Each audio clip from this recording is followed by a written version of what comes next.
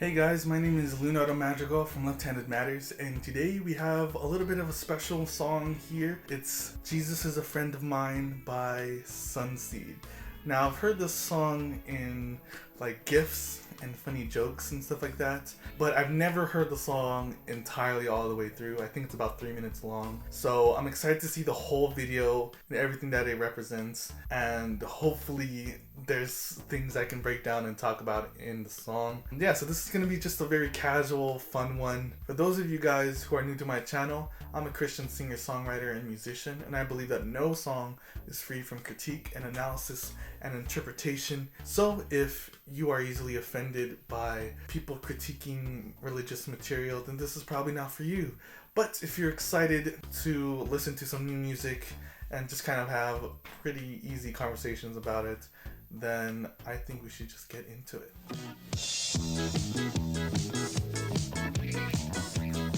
Jesus is a friend of mine. Jesus is my friend. Okay, wait. I'm not ready for this. Oh, I think. Okay. Restart.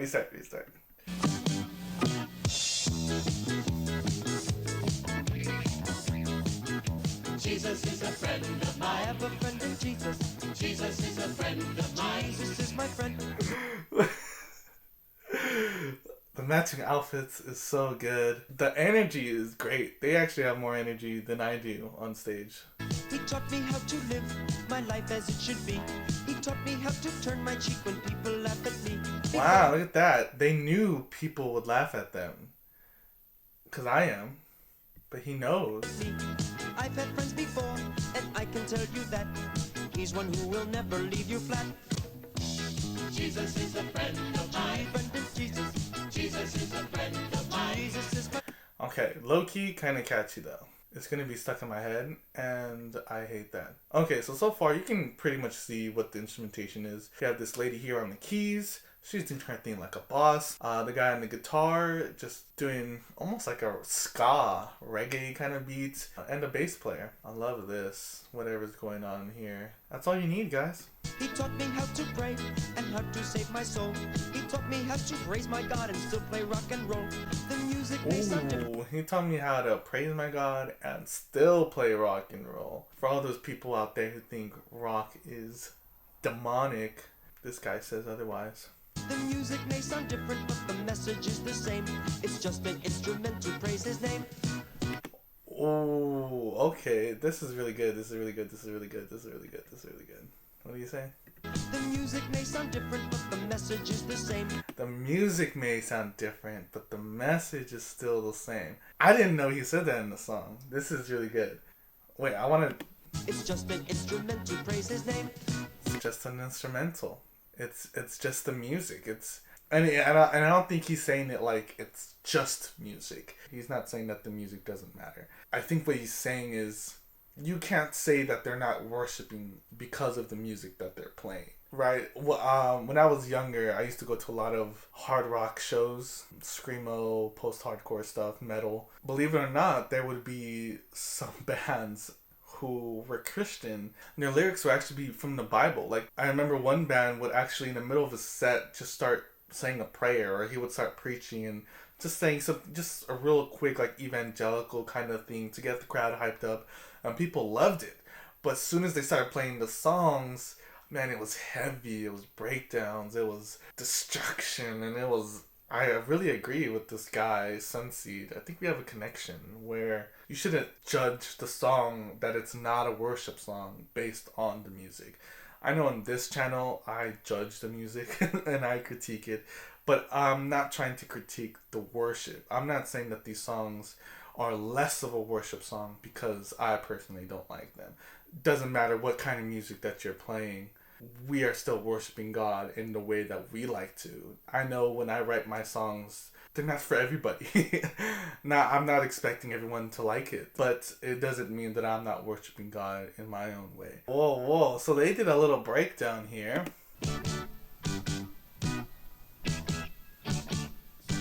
I don't even know what kind of bass that is. That is so cool looking. And then they do like a bass solo.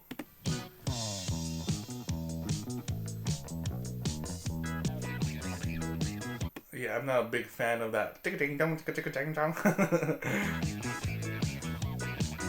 to run, I tried to run and hide, but Jesus came and found me and he touched me down inside. He is like a Mountie, he always gets his man, and he'll zap you any way he can. Zap. Wait, whoa. That verse got weird. Wait, let's put some captions on this. Once I tried to run And hide, but Jesus came and found me and he touched me down inside. Okay, that's not the best choice of words. He is like a Mountie, He is like a gets his Mountie. man, and he'll zap you any way he can. And he'll heal you any way he can. But he says zap you. And he'll zap you any way he can. Zap. Zap. That was way weirder than all the other verses. He loves me when I waste my time by writing silly songs. He loves me when I'm quiet and I have nothing to say. He'll love me when I'm perfect if I ever get that way. Jesus. See, I like that verse. That one's really fun. He said some pretty deep stuff here too. He loves me when I'm perfect if I ever get that way. It's almost like a little joke. He loves me when I'm wrong. He loves me when I'm right. He loves me when I'm wrong. When I waste my time by writing silly songs.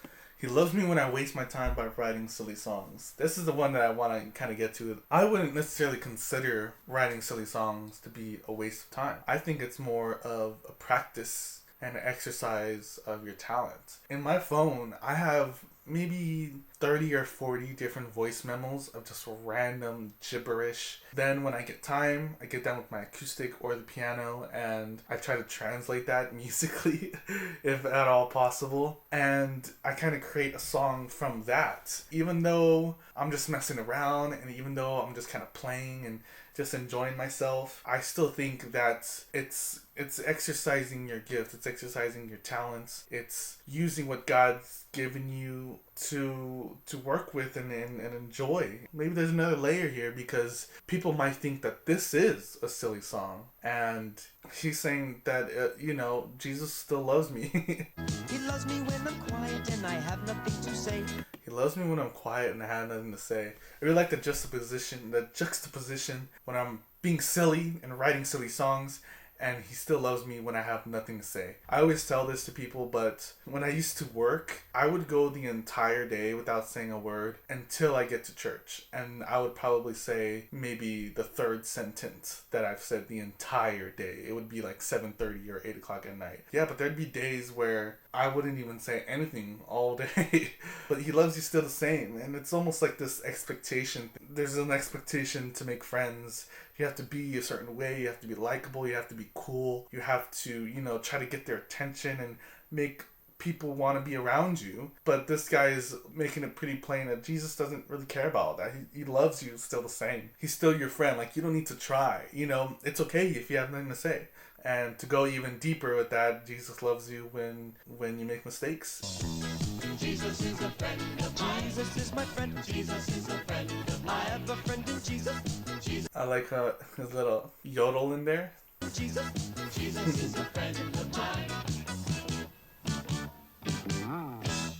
That's terrific, Sal. Thank you very much. Yeah, I really enjoyed that. I think he was a little bit ahead of his time. He knew what he wanted. He wanted to have fun and enjoy what he was doing, and that was his form of worship. That's what he wanted to do. He wanted to play the songs in the style that he liked, in his own personal way, and use his gifts and his ideas in his own personal way that God's given him. And he created this very viral song with almost 13 million views. That's what I strive for myself, which is why I say I relate to this guy a little bit. I love the uniqueness, even though it's not my taste and my style. It was just funny. It was just silly. It was a breath of fresh air to me. I've never heard those verses in the middle, and so I've always kind of mistook it for this laughable song, like it's a joke, like it's not real, but it is a real song. Like, what this guy is saying is some of the realest stuff that I've heard. I don't want to get in trouble, but just in 3 minutes, this is just so much more enjoyable to me than listening to another boring copy and paste slow worship song. And I'm not saying that I don't like slow worship songs. Let's read some comments. I'm an atheist, and this is the most convincing argument for Christianity I've ever encountered. When my upstairs neighbors are being too loud, I hijack the Bluetooth speakers and play this. 2019. That bass is still filthy. It's still filthy. Yeah, I'm saying the thing is, you listen to it once and it's stuck in your head. It's concise, it's to the point, it's catchy. You remember this. I'm trying not to hype it up too much because yes, it's outdated and yes, it's a little cringy. But I would take that any day than a slow, boring, uncreative worship song. I'm not saying every worship song that's slow is boring and uncreative, but those songs exists because it gets reaction out of people. It makes people talk. It makes people think. It makes people engage and want to add more jokes to it and join in on the fun. And again, the views speaks for itself. Like this comment says, I am legit serious. I actually like the song. I am not kidding. Seriously. I played the song to my atheist grandpa, and now he's a pope. Don't really have much to say. I just wanted to add the song because it was fun, random, and a little bit deeper than I thought it'd be. So yeah, send this to someone you want to annoy, cheer up someone's mood. Please subscribe and leave a comment if you actually enjoy the song as much as I do. And that being said, I'll see you guys next time.